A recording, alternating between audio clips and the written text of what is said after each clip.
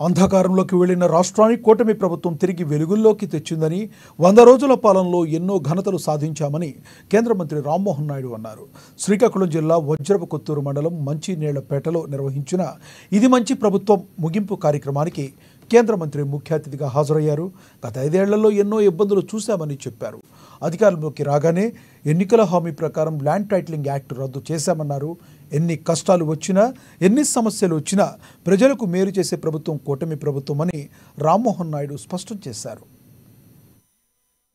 వ్యవసాయ శాఖ గాని, అదే విధంగా పశు సంవర్ధక శాఖ గాని, అదే విధంగా ఈ రోజు ఉద్యానవన శాఖ గాని, మొత్తం శాఖలన్నీ కూడా నేను రివ్యూ చేస్తే నా దగ్గరే 32,000 కోట్ల రూపాయలు గత ప్రభుత్వం పెట్టినటువంటి అప్పు ఉంది.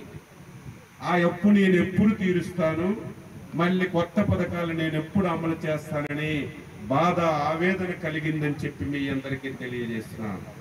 అదేవిధంగా రాష్ట్రంలో 12 లక్షల కోట్ల అప్పు ఉంది. ఈ రాష్ట్రంలో మొత్తం అన్నింటినీ తనఖా పెట్టి జగన్మోహన్ రెడ్డి అప్పు తీసుకున్నాడు.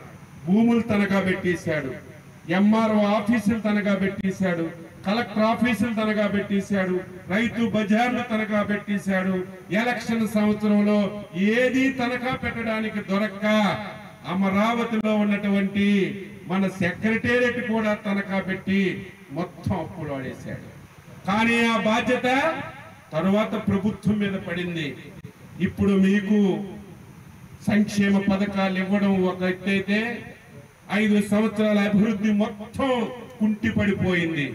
ఈ రోజు నేను వచ్చానే, బాధ కలుగుతుంది, ఆవేదన కలుగుతుంది. 2014-19 గౌతు శ్యామసుందర శివాజీ ఉన్నప్పుడు జరిగిన అభివృద్ధి తప్ప 5 సంవత్సరాల్లో ఎక్కడ కూడా అభివృద్ధి అంటే కనిపించినటువంటి దాఖలాలు లేవు.